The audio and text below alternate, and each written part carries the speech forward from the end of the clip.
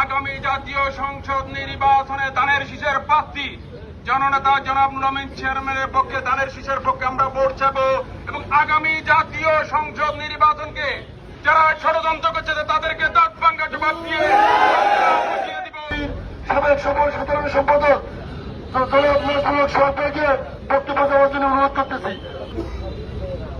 গতকালকে স্বতন্ত্র প্রার্থী ইসলাম মঞ্চের মুখপাত্র ওসমান হাদির উপর সন্ত্রাসী হামলার প্রতিবাদে বিগত চট্টগ্রামের বিএনপির মনোনীত প্রার্থী এরশাদুল্লাহর উপর সন্ত্রাসী হামলার প্রতিবাদে কেন্দ্রীয় কর্মসূচির অংশ হিসাবে আজকের এই 2 নম্বর হিঙ্গুলি ইউনিয়নের বিক্ষোভ মিছিলকে সফল করার জন্য আমি সর্বস্তরের প্রত্যেকটা ওয়ার্ডের সকল নেতা কর্মীদেরকে ধন্যবাদ জানাচ্ছি।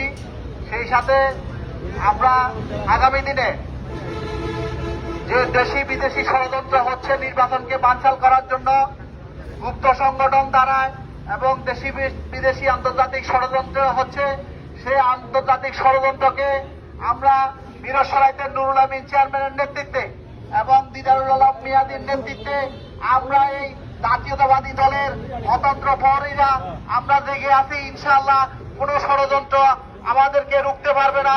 আগামী